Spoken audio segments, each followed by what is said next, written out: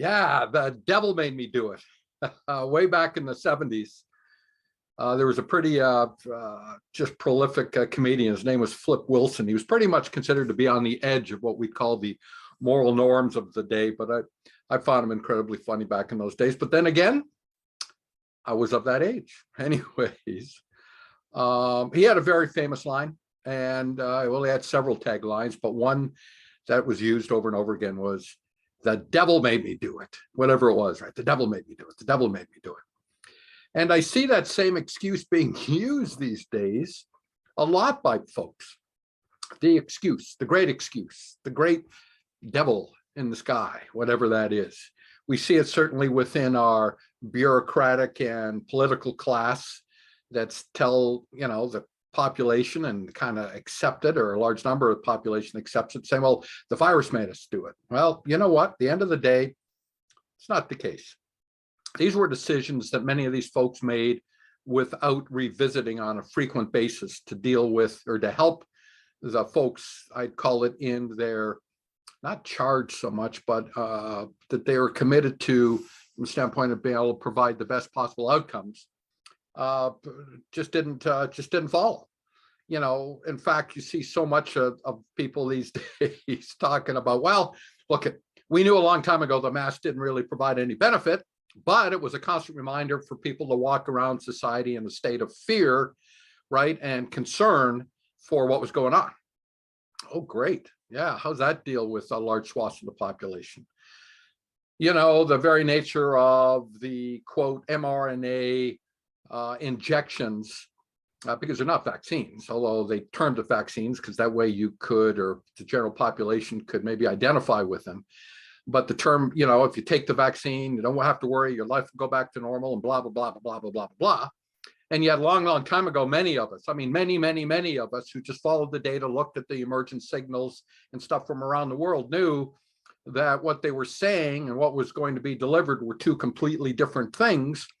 But they made decisions that restricted your life, blanket mandates over folks that would have absolutely no benefit for. In fact, to some extent, would have adverse effects for.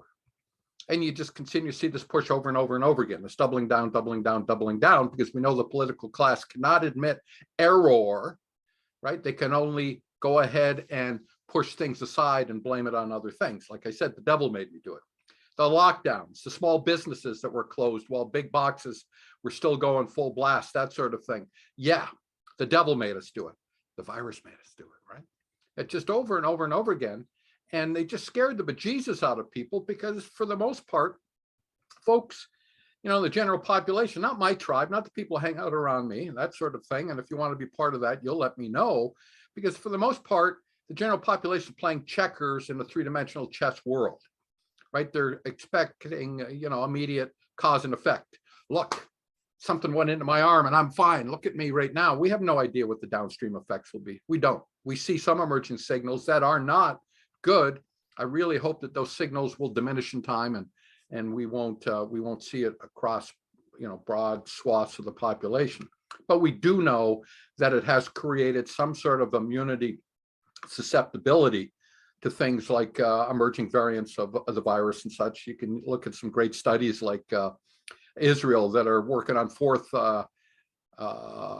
cycle of their whole policy, and right neighboring next door Palestine, which is flatline. You see this in Israel and you see this in Palestine. Now, what's that all about? Well, you tell me. I don't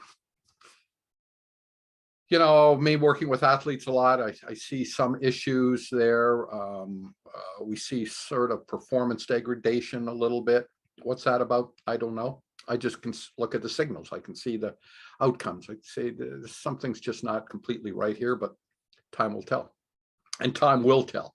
But in the meantime, if you let folks walk around and keep telling them, including in your household, including you, okay, that the devil made me do it, the great virus in the sky made me, restrict my prosperity consciousness, made me restrict my health consciousness. I was more disease conscious than health conscious. There's so many things that you can do. The number one asset that you have is not your cars, not your house, not anything. It's this, okay? It's an amazing machine. The cell is an amazing machine. I don't know if you know it, but there's all sorts of organelles that operate inside the cell, sort of thing. It's such a complex union, including DNA.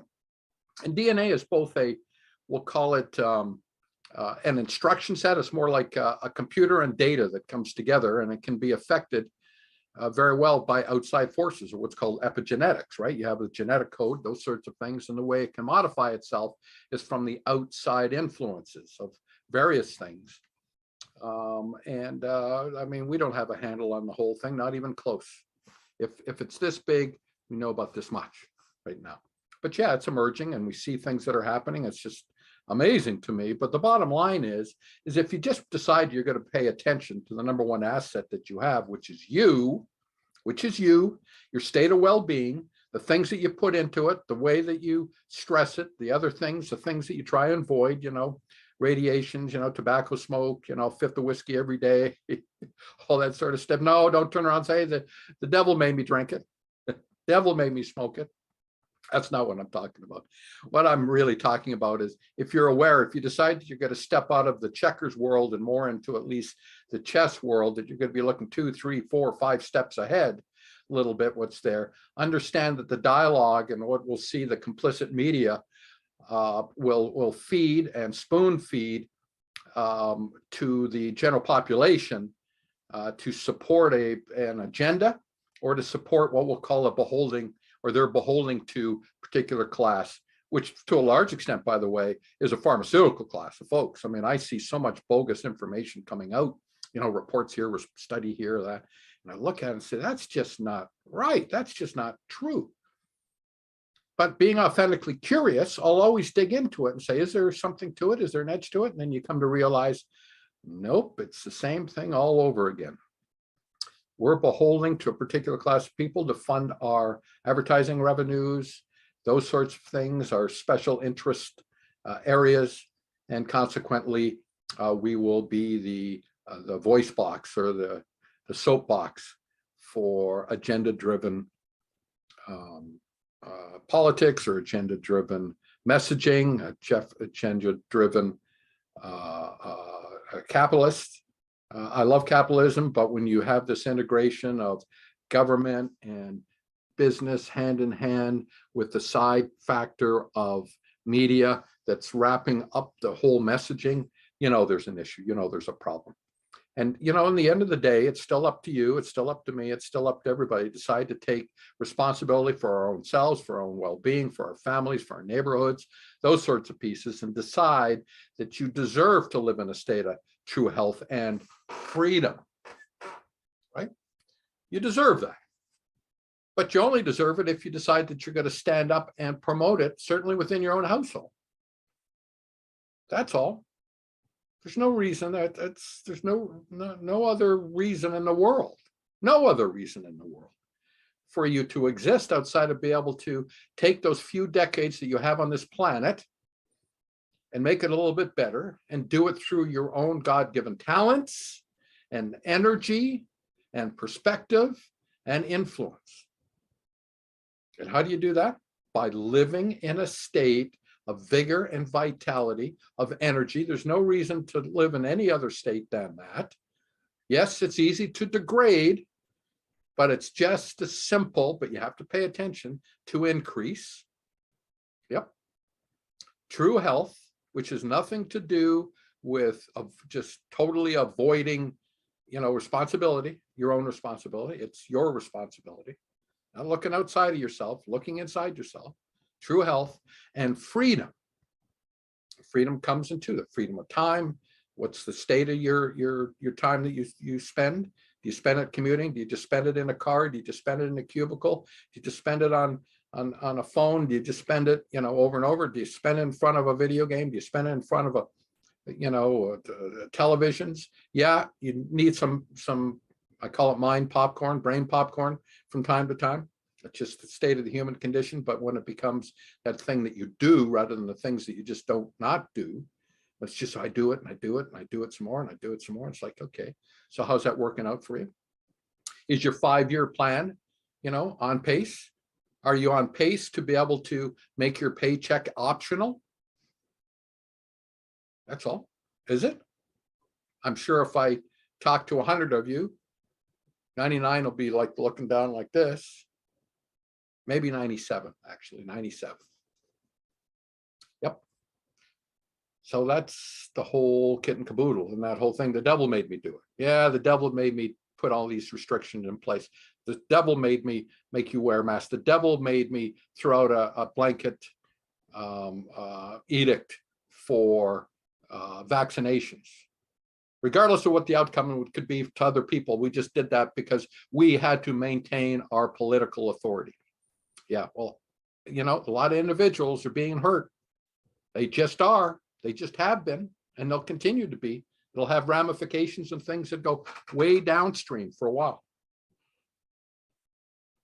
We have a generation of kids. I have no idea what that impact's going to be. I just know it's not going to be good. Okay.